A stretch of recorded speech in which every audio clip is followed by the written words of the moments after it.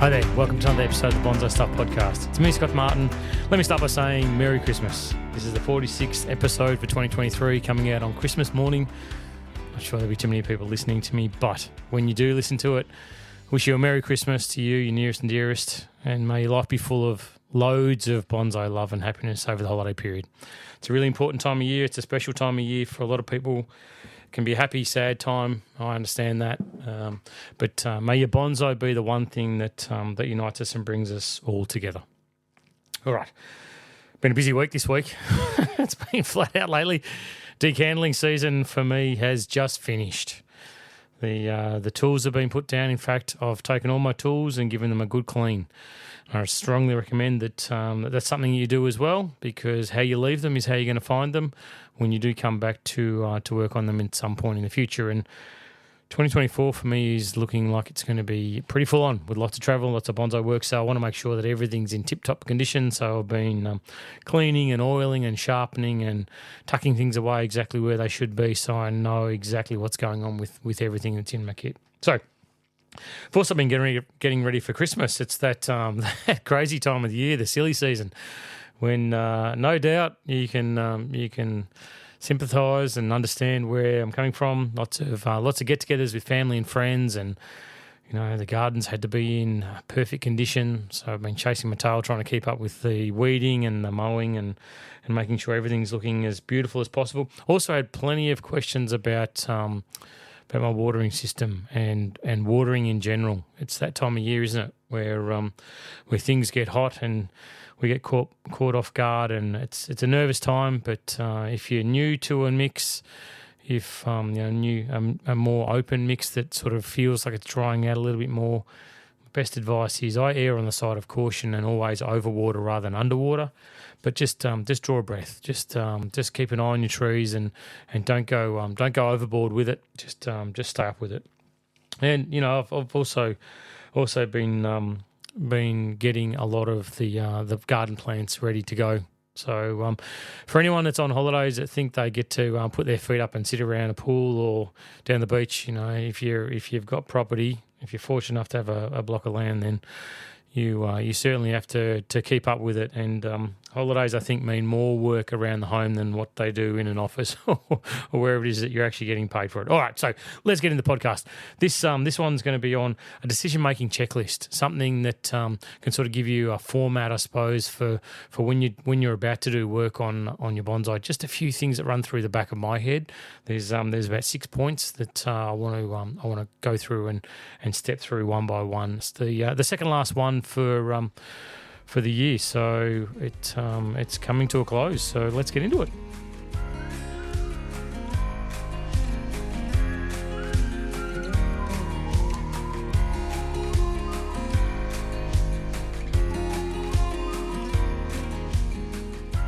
All right, so doing work or activities on your bonsai, it's fantastic. I love it. And, sometimes the bigger the better. I mean that. It can be a lot of fun. I'm not talking about the maintenance, the slight pruning and that sort of stuff, but this checklist really applies to everything that we do with our trees, whether it be repotting, whether it be pruning, whether it be major bending, it's lots of things. And it's the sort of thing that you need to make sure you've got checked off, not just what you think the obvious stuff is, but also some other things that maybe happens afterwards, after you've done whatever it is to the tree, to make sure that it's going to come out the other side of it as best it possibly can, thriving and really, really punching the air and taking those steps forward that we talk about. So first one I want to talk about is, and the first thing that goes through my head, and this is when I do absolutely anything with my bonsai, is I ask myself the simple question: is it strong enough? That's it. That's the number one point that you've got to come across. If you've got tools in hand and you're got maybe a caution flag up in the air, or you've got maybe that tiny little bit of doubt about if it's going to be able to withstand, or not withstand, but thrive from what you do, take that step forward, then stop. Put everything down and just reconsider exactly what it is you're doing, because strength of the tree is the most important thing that you've got to consider. I've got examples in my yard where I've put trees aside for years. Like I'm literally talking years and years and years to build up the strength of the tree before I do anything with them. You know, it might be I've got a collected callistemon that I've had out of the ground now for at least 3 years. And it's to the point now where it's had a bit of styling work on it, a bit of basics, but it's still in a big grow box. It's still being treated with, you know, real extreme caution because the growth just isn't like what it should be. It's being looked after and given lots of TLC at the back corner. It could have transitioned very quickly into a bonsai pot. It could have been made really, really, really nice, but it could have died too. And that's the thing. It's that erring on the side of caution that I'd strongly recommend for everybody that I proceed with caution all the time. I've got a Japanese black pine, a corky bark, that is relatively new to the collection, and it's just been winding backwards slowly, and sometimes, you know, seasons go by without me doing anything to it. You know, decandling's gone past and tree hasn't been touched, hasn't been wide. It got repotted a long time ago, and it's just easing into life in my yard. There's a few new shoots, but there's other stuff which is going brown and needles starting to fall off that shouldn't be. So I'm really nervous or protective of the tree, and I always put the tree ahead of myself. Like, I'd love to get into this thing and style it and wire it and make it look great, but you know what, it looks good, take a photo, put it on social media, and then walk away, and you know 3 months later it's dead, if it makes 3 months. So it's the last thing going through my head is the end result.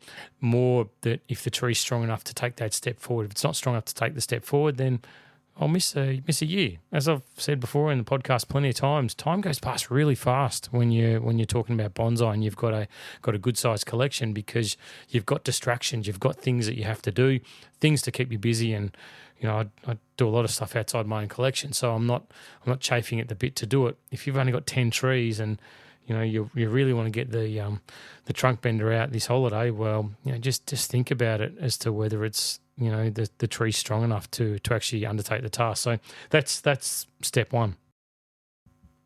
So for step two, I ask myself, is it the right time of the year? Will doing whatever I'm about to do to the tree cause damage? And if it does cause damage, is the tree at a point where not only is it strong enough, but has it got enough of a growing season, let's say, left to heal from whatever I'm about to do to it to make it keep going forward? Or is it the wrong time of year? You know, am I doing it just because I've got time off? You know, the reason why this is being talked about now in this podcast is because it's Christmas, and in Australia, nice, you know, it's a great time of year where we all get pretty much time off. A lot of people do, majority of people do, and with that time comes working on your trees. I know, I've been there, I've done it so many times, and so many times I've done it, been really proud of what I've done, and then comes, you know, January ticks around, the year starts getting going, and I look out at that tree sort of February, March as a change of season happens, and think, oh, I've just killed it. hasn't survived the process. Looked great for a little while, like looked really, really nice. I've got one in my head, this radiata pine that I used to own, and you can tell where this story is going when I say I used to own it, because it was a very tall thing. You know, I wanted to make a sort of bent trunk, bring it down on itself, nearly a 180-degree bend on this tree. So I raffia, I taped, I put on hard, heavy wire. This was a long time ago. This would be 10, 15 years ago at least. And, you know, wanted to sort of build everything off one little key branch and didn't think about anything other than the finished design. So raffia, taped wide, bent this thing over, buckled it in half, you know, secured it with guy wires, looked great. And instead of, you know, possibly doing the right thing, you know, it was over summer, so it was like, you know, 35, 40 degree temperature, you know, nothing to be sneezed at, where the trees aren't under stress or anything like that because it's too damn hot. But so anyway, so then I'd come down and all the foliage, I remember it being way down and really big and heavy, and I thought to myself, you know, I really want to build from the first branch, I want to bring it in so it's nice and tight and compact, so I've got this big, beautiful bend in the trunk, comes down to just one branch. It's, you know, the whole tree's going to be built from that. So I didn't even think or be concerned about sap flow going past to all this other foliage. You know, if I'd left it there, maybe it would have healed the cracks that I'd put by bending this tree in half in the wrong time of the year, the wrong season, completely. And, you know, just made it look nice. And then I got in and I wired this branch within an inch of its life and made it look fantastic. I was really, really happy with the result. And if it had been, you know, middle of winter when the tree was dormant and I'd done it in stages and steps and done the work maybe over a 12-month period, it would have been a great tree. Would have been. But instead it turned into you know, a bit of firewood, really, because I'd flogged it and I'd done it. And, you know, one, was it strong enough? Yep, sure was. Was it the right time of the year? 100% wasn't. It was a stupid thing to do, and it was only because I said to myself, I've got time now. I've got a day, you know, in my life where I can sit in front of my trees. What am I going to do? Oh, that one would be great if I fold it in half. Yeah, well, good work. All you did was just flog a tree. You know, I enjoyed the process. You know, the day that I had, I'll never forget the day that I had, but you know, I really wish I had that tree with me still now. Imagine what it would be like, you know, 10 years later. Anyway, is it the right time of the year? If it's not, you know, hold off.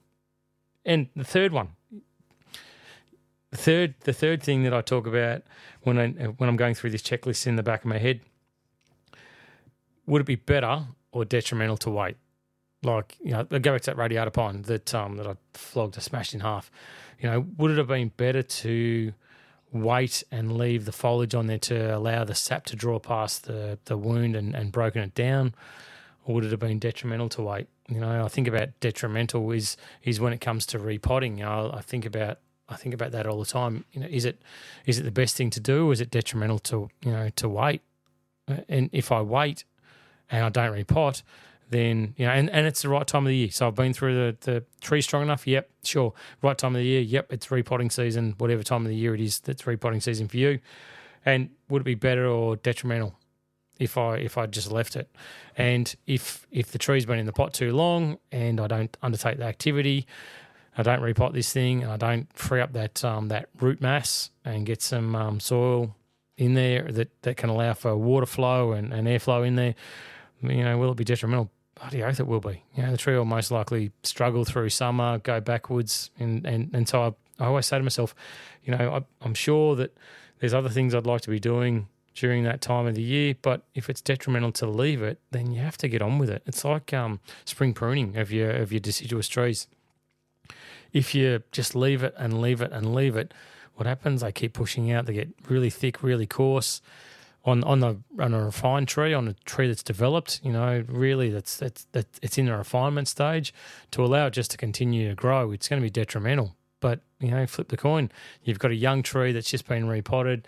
You're really not focusing on, you know, anything more than really trunk and primary branch development.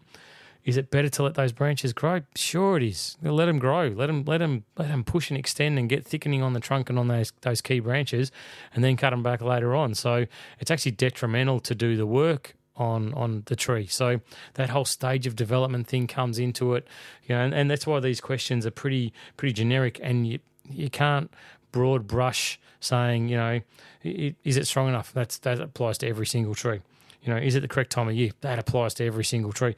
But is it better or detrimental, the work that I'm going to do to it? And that is an individual thing. That's, okay, what's the plan for this tree? Go back to episode 1, 2023. Listen, if you've done a plan, you set yourself some goals with this thing. All right, right now, what does the plan tell you want to do? You want to keep refining those twiggy branches, then get in there and prune it. Make sure you're cutting back any of that growth that's starting to extend. All right. Plan is let it thicken, let it grow, let it extend, let it build its strength. All right, well, don't cut it then. Just leave it alone. Let it do what it's going to do. Let things happen the way that they should happen, and be strong. You know, just because you've got the time doesn't mean you should do it.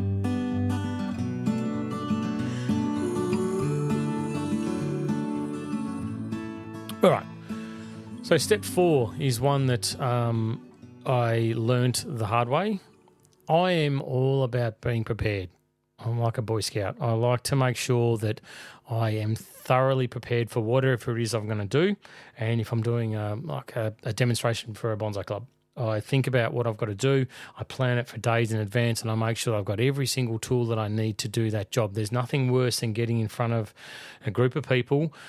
Forget the people. It's nothing worse than getting in front of your bonsai, going to do something, getting halfway through and going, oh, you know what? I don't have whatever it is. I'm going to do this major bend. So, yep, I've got raffia. No worries, I raffia it. All right, so I want to put some tape on it now to hold the moisture in. Do you have tape? No, I don't have tape. Oh, okay, what are you going to do? You're going to compromise on it, or are you going to suddenly stop, go down the hardware store, grab some tape, and then come back and finish the task off, which is probably what you're going to do. So it's the question you've got to ask yourself. This is number 4 in the decision-making checklist. What do I need for the job? What do I need for the task? And make sure that you've got it ready, prepared, cleaned, sharp. Everything's underway. Everything's ready before you start making the first step into whatever it is that you're going to do. Do you have the correct wire? If you're going to do major bends, have you got the heavy enough gauge wire to do this job? There's no point going, okay, I'm going to bend this tree in half, suddenly getting out the wire and go, oh, I've only got 3 mil aluminium wire. Will it be able to do the job? There's no way it's going to be able to do the job. So then what do? You compromise, you put on 15 layers of 3 mil and then suddenly work out that it's still not going to be strong enough to do the job. So you've got to make sure that you're prepared. Be the Boy Scout. Go through, make a checklist of what you've got to do. And by all means, this happens with me.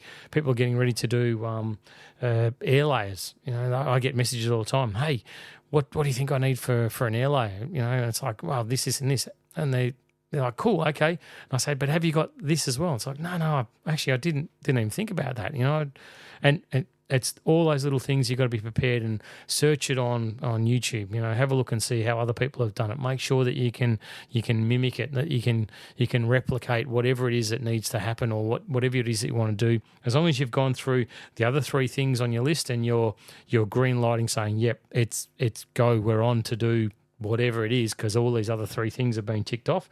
All right, do you have the tools that you need to get that job done? If you don't, go out, buy whatever it is, or acquire or borrow whatever it is that you need to get, so that you can be confident that when you do start the task, that you can get through it. And the 5th thing you've got to do is, so you've got green light on the tree, time of year. It's got the strength. It's it's going to be positive for the tree that you do it. Do you have the tools? Yeah, I've got all the tools. The 5th thing that you've got to ask yourself is, do you have the time to complete the tasks? If you don't, then wait, then stop. Wait and consider how long it's going to take for you to do whatever it is you're going to do. There's nothing worse than getting halfway through and being called because you've got to leave and be an appointment, or dinner's on the table, or whatever it is. I know, I've been there, I've done it. I've had things where you're sort of like, oh, but I just need another 10 minutes. Well, we don't have 10 minutes. And it's like, but. So just make sure that you've got a clear schedule. Give yourself plenty of time. If you think it's going to be half an hour for whatever it is and you've never done it before, air layering, major bending, whatever it is, repotting, if you think it's half an hour, give yourself an hour. If it's an hour, give yourself 2. Make sure you've got plenty of room up your sleeve, plenty of time to factor in the unknown. If you get partway through doing a repot that you think is going to be pretty straightforward, suddenly you realise that there's a massive root that you've got to deal with that's going to require, the saw to come out, or a die grinder to get in there and remove some of it, or whatever it is. Just make sure that you're ready to go and factor in the unknown stuff. It's hard to always consider everything that you need to do, but that's what I'm saying. If you think it's an hour, give it 2. If you think it's 2, give it 4. If it's a good day's work, well, maybe leave yourself a day and a half to get it done. You don't want to go leaving things part way through. You want to make sure that you can complete the task as thoroughly and accurately as you possibly can without the pressure of time. I know what it's like when you start to rush. Imagine you're doing a trunk bend. You're taking this thing and you're turning it into a pretzel, and you sort of suddenly get through part of it. You're sort of halfway through. You're really happy. Fibers are starting to stretch. You're doing it nice and slowly. Suddenly you look up at the clock on the wall and go, Jesus, I've got 10 minutes. That's it. All right, I've got 2 more bends to do. Here we go. Bang, bang, bang. Do them. 10 minutes comes. Yep, no worries. How good am I? Next thing, you're looking at the tree somewhere down the track and you've got split trunk, or, even worse. You know how it's going to end. So just factor in that you've got to have a lot more time up your sleeve than what you possibly think, because things do take time. And I can encourage you strongly to slow down. when you're doing major tasks, which is what we're talking about here. When you're doing the major tasks, just slow down. And even if it's minor, even if it's, you're pruning or you're decandling or you're doing whatever it is with your trees, enjoy the process. Rushing it from point A to point B is not, that's the journey. That's what we're here for. So if you can slow things down a little bit, take a deep breath, get yourself a cup of coffee, lean back every now and then in the chair, be proud of what you've done, enjoy it, and make the most of it, because where you are right now with your tree, doing whatever it is that you're doing right now, you're never going to do it again. Like, you'll never be at this point again with this exact tree. So it's unique what you're doing, and you need to absorb it and you need to learn from it. So next time you undertake this task, no matter how menial you think it is, whatever you're doing now, learn from it. So next time it's even better. Make sure that, you're cracking these things out so they're absolutely spot on and absolutely perfect. And if you're doing it over your summer holidays, then sit back. There's no rush. Draw a breath, Like I said, just make sure you've got a clear dance card in front of you so you can take your time and really get in there and just enjoy the process.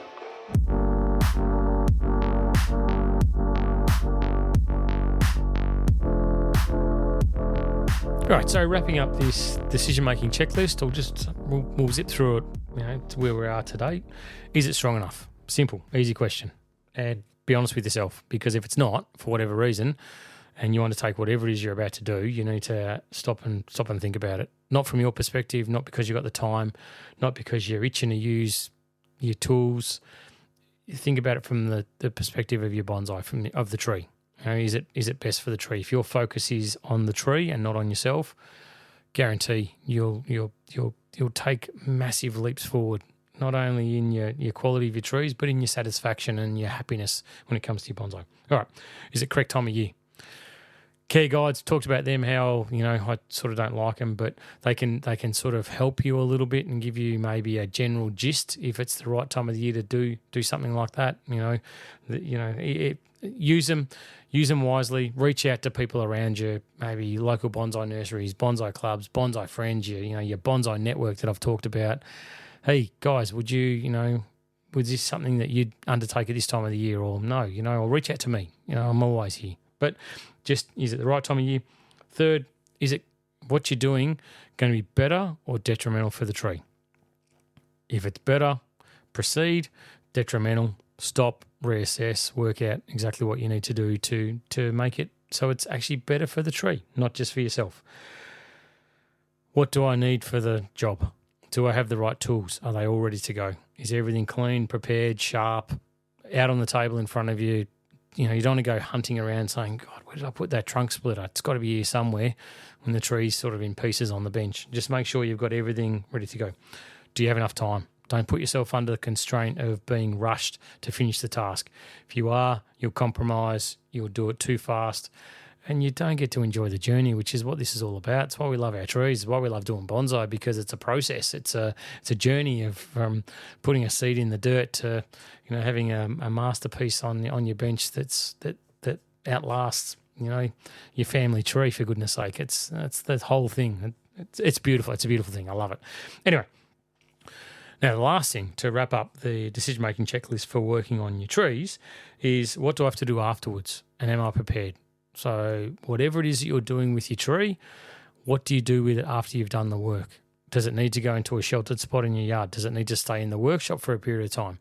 Does it need to be, babysat? Does it need to have a special, mix of, plant starter or something to take care of shock on the tree? Does it need cut paste? Does it need cut putty? What do you do with the tree once you've done whatever it is that you're going to do? So you go through all this process where you're planning the task, you're planning the process, you're planning what you're doing afterwards, to make sure that always number one focus is the tree, is the bonsai. So when you complete the task, the tree's going to take a step forward. It's not going to be something that you're going to do all this work on it. Come back after, your Christmas holidays, look around your yard and go, yeah, geez, I've done a great job. And then, you're really sad and you're disappointed somewhere down the track because you've done the wrong thing, you've pushed it, and you know when you have. I know. Like I'm not doing this podcast from an ivory tower. I'm doing this podcast out of my experience that I have been you, and you are me. You know, the way that I think about the trees, and I know the way that you think about the trees, and that's urgency. I don't know if that's the right word for it, but wanting to get there and pushing things on. I've learnt the hard way. I've been through a lot of trees. You know, I've taken a lot of wrong turns, and I try and minimise those wrong turns and those steps that I've taken that were wrong. For everyone that listens to the Bonsai Stuff podcast, to say, you know, just draw a breath, because I found that, you know, that the magic is that if, you know, the wonderful, you know, the wonderful special way, the rapid way to get there, to how do you make a brilliant bonsai in no time at all? It's to slow down. It's to stop and think and put the tree as the primary focus, go through these steps in the back of your head to make sure that you've done everything in the background. Like that first one, is the tree strong enough? It's so many podcasts in that. And if you go back and listen throughout the year when I talk about fertilizing and pest and disease and fungal issues and blah, blah, blah, blah, blah, everything, it's all about the strength of the tree. And it's not something that just happens overnight. It's not something that you can suddenly go out there, sprinkle some magic bonsai dust onto your trees this afternoon, and suddenly the tree's strong enough tomorrow to do whatever you want with it. It's a really long, gradual process that doesn't have an end point. You know, it's not leave it for 3 months, come back, and then you can do it. It's like leave it for 3 months, review it, and then see what else you need to do to make sure that it is strong enough, and have a target in your mind and say, you know, I've got repotting time coming up, you know, next late winter for my trees. Are they strong enough? So I do things now with my trees to make sure that they're at the point where I know they're going to be at peak health. So when I do repot them, they're going to keep taking those steps forward. And then, you know, I think, you know, am I going to be decanneling this tree? All right, so if I'm decanneling this in December 2024, 12 months down the track, and I've done it now, what's my next course of action? How do I make sure this tree is strong enough for me to undertake that work? And it seems like such a simple, vague thing to say, but it's not. It's a good hard look at yourself and your trees and everything that you do with them. The microenvironment that you've got, your healthcare system that you've put in place for your trees, and coming into these hot bursts that we've got. You know, I've talked about the weather patterns in Australia for a lot now, and there's, you know, the extreme heat. It's summer. It's the way it is. It's no surprise. It's been this way forever. So, you know, make sure that you're looking after them and getting through this next patch. So when you do make this decision-making checklist for, you know, and the time's right and everything's perfect and you've got everything lined up, all your ducks are ready to go, your tree's perfect, and you can pat yourself on the back and go, you know, good work, mate. You've done a great job. You've got your tree to this point. Now we can take those steps and we can really do what we need to do.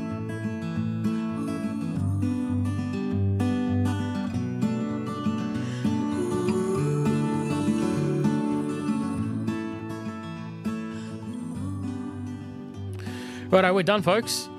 There's going to be one more podcast coming through for the year, and I know next Monday is next year, so that means there might be a slight change in the schedule of posting, because I'd really like to get another one done this year if we can, and go for 47 episodes, and then take a little bit of a bit of a break, a bit of a well-earned break from the podcast just for a few weeks, and then come back fit and firing and well rested. So it's a lovely time of year for me. I really enjoy it. I love the sense of joy that's around the place.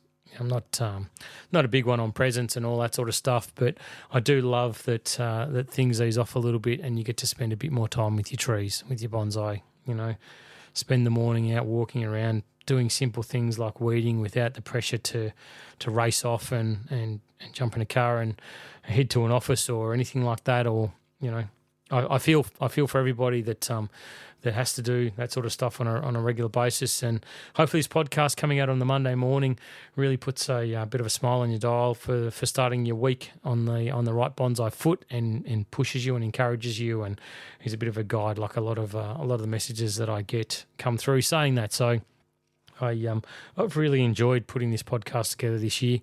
I must admit, I was a little concerned and dubious as to content, producing it every week, and I thought maybe by the end of the year they're going to be bloody short. You're going to have nothing to talk about. But I'm like the ever-ready bunny. You get me started talking about bonsai, and it's honestly hard to shut me up. I have a bit of a secret for you. I have a countdown timer in front of me letting me know how long I've been talking for, so I don't keep going on and on till I'm blue in the face, and I have to remind myself to breathe every now and then, otherwise I'm going to pass out. But I love it. I'm passionate about bonsai, and I'm passionate about passing on anything that I can. I'm not the be all and end all when it comes to bonsai. I know that, and I don't want to be. I want to be the best that I possibly can. But there's so much of a bigger bonsai world than just me. And if I can be one little piece in the puzzle in a few people's bonsai journey, and I can make you happy and look at your trees in a way that makes you smile, and have your morning coffee out there and go, yep, yeah, Scott, I'd love this. Well, job done. I'm really happy. So it's not time for me to get sappy and soppy on you yet. They've still got one more episode to go for the year. Thank you for listening in, as always. I do love it that there's so much positive feedback out of this podcast, and that it does something. Thank you very much to the subscribers. You mean absolute well to me, and you keep this podcast going for so many people. And I'm hoping that you're getting value for it, for your contribution, because it means a hell of a lot to me. So thank you very, very, very much. Merry Christmas to everybody. May your Christmas day be full of lots of joy and cheer. And if you partake a few quiet ales as well, I will raise a glass to absolutely everyone that listens to this podcast on Christmas Day and say thank you in my own special way. Please come back next week. There'll be one. I'll try and get out on New Year's Eve. Maybe it's a way you can before you start your festive season. You can have a listen to one more episode of Bonsai Stuff podcast. So thank you very much for listening in. Give your trees a cuddle. Spend time with them. Now we can. We've got some feed up time. Enjoy them. Enjoy everything that you do. Pluck all the goddamn weeds out. And until next time, happy bonsai.